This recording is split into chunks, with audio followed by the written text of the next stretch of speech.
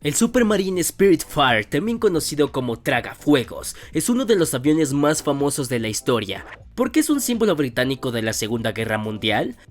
En 1931, el Ministerio del Aire británico encargó un nuevo interceptor. Quería un avión de combate con cabina cerrada y tren de aterrizaje retráctil. Para el Estado Mayor británico, era imposible confiar en las tecnologías existentes.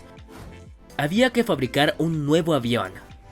El objetivo era aplastar al enemigo en la medida de lo posible. Se seleccionaron 3 proyectos, pero ninguno de ellos fue aprobado por unanimidad. Sin embargo, una de las empresas competidoras, Supermarine, se retrasó en la presentación de su prototipo. Además, estaba muy por debajo de los criterios de selección. Algún tiempo después, el Supermarine se encargó de ofrecer un modelo completamente nuevo. El comodoro del aire Henry Cave Brown Cave encontró el nuevo avión particularmente interesante. Decidió empezar a trabajar en él. Así comenzó la aventura del Spitfire, el avión más simbólico de la historia. Creado desde cero por el ingeniero aeronáutico británico R.J. Mitchell, realizó su primer vuelo el 5 de marzo de 1936. Es uno de los mayores avances del siglo pasado. ¿Cómo llegó el Spitfire a convertirse en el emblema de toda una nación? A grandes rasgos, fue el rostro de la resistencia británica a Luftwaffe, la fuerza aérea de la Alemania nazi. Uno de los máximos dirigentes del partido nazi, Hermann Göring, esperaba un escuadrón Spitfires para luchar contra la resistencia británica. Lo mismo pensaban todos los miembros del gobierno del Tercer Reich. Estos aviones eran increíblemente maniobrables y rápidos. Con sus alas elípticas, eran capaces de alcanzar una gran velocidad desconocida hasta entonces. Esta característica fue retomada por el Supermarine S-6, que no es otro que el hidroavión del trofeo de Schneider. Muy apreciado por todos los pilotos, fue el responsable del triunfo de la Royal Air Force. A pesar del desequilibrio de fuerzas frente a los alemanes, la batalla de Inglaterra fue un gran éxito para los británicos. Sin embargo, la batalla parecía perdida de antemano. Hitler había estado entrenando a sus fuerzas constantemente mientras que la defensa británica era un caos. La Luftwaffe entró en combate con 2.600 aviones operativos. A la Royal Air Force se unieron 300 Spitfires y 500 Hurricanes. Winston Churchill estaba convencido de que la primera semana de combates bastaría para acabar con los británicos, pero la velocidad y maniobrabilidad de los Spitfires no fueron suficientes. Por lo tanto, los alemanes fueron incapaces de neutralizarlos. De hecho, la complementariedad entre el Spitfire y el Hawker Hurricane fue una base importante durante esta batalla. El Hurricane se encargó de los bombarderos porque era mucho más robusto. El Spitfire se ocupó de los cazas de la Luftwaffe gracias a su velocidad y agilidad. Su corto alcance le impidió hacer frente a los bombarderos alemanes. Sin embargo, se consiguió interceptar un gran número de bombas volantes, lo que no hizo sino aumentar su reputación. También fue el primer caza aliado en derribar un Messerschmitt Me-262. Fue el primer caza a reacción operativo de la historia. Como resultado, los alemanes nunca consiguieron lanzar la invasión que habría tomado Inglaterra rápidamente. De haberse producido esta invasión, el desembarco de Normandía no habría sido posible. Por lo tanto, Estados Unidos no habría tenido la oportunidad de liberar Francia. Esto habría provocado probablemente la muerte de 430.000 judíos británicos. Los alemanes incluso habrían ganado la carrera por la bomba atómica. Muchos de los científicos que habían participado en el proyecto Manhattan vivían entonces en Gran Bretaña. El Spitfire tenía un tren de aterrizaje estrecho que dificultaba este paso. Propulsado por un motor Rolls-Royce Merlin, llevaba un armamento particularmente potente para su época. También podía llevar 2 bombas de 250 kilos cada una bajo las alas. Además, la cabina podía albergar una bomba de 230 kilos. Existen 24 versiones del Spitfire, los más utilizados son el Mk5 y el Mk9. El primero tiene un fuselaje reforzado y un motor más potente.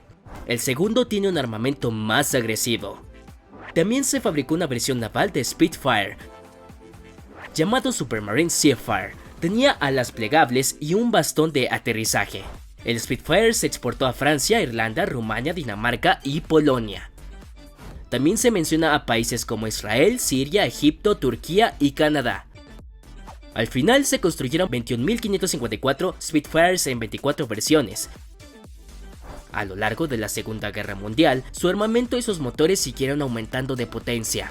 El Spitfire entró en servicio antes del estallido de la guerra y fue uno de los pocos aviones que permaneció en primera línea hasta el final de la contienda. Después de la guerra, el Spitfire siguió prosperando. De hecho, durante los 6 años que duró la guerra, este avión estuvo en constante evolución. El último de estos cazas fue retirado del servicio en la década de 1960. Sin embargo, los días del Spitfire no siempre fueron tranquilos. A mediados de la década de 1920, era impensable que un avión pudiera superar los 420 km por hora. En caso del Spitfire, podía caer en picada más de 270 km por hora. Es cierto que el potencial de estos aviones se dejó de lado durante mucho tiempo. No parecía concebible que pudieran construirse cazas capaces de interceptar bombarderos. Las oficinas de diseño lo consideraban una fantasía. Finalmente, entre 1929 y 1930, los aviones de RJ Mitchell lograron récords mundiales de velocidad, incluso ganando el trofeo Schneider.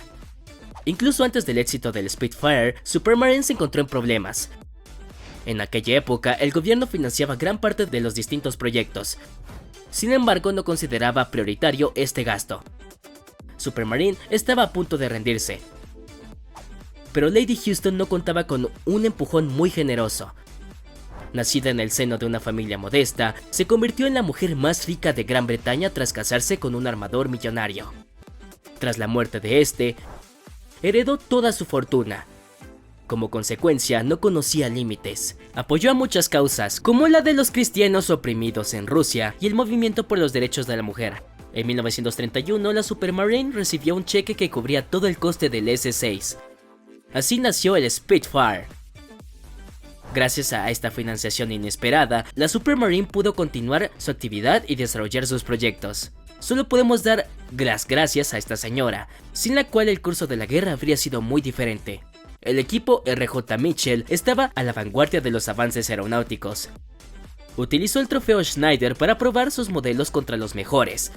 Este equipo desempeñó un papel pionero en el campo de la aeronáutica. Un ejemplo es el Polecat Workshop, del fabricante estadounidense Lockheed. Estuvo detrás del U-2. Este fue el famoso avión espía que tomó fotografías de las bases de lanzamiento de misiles en Cuba. También se habla del Blackbird, que no es otro que el avión más rápido de los últimos 35 años. Al igual que el equipo de RJ Mitchell, es gracias a la innovación y a la curiosidad que algunos aviones gozan hoy de reconocimiento universal.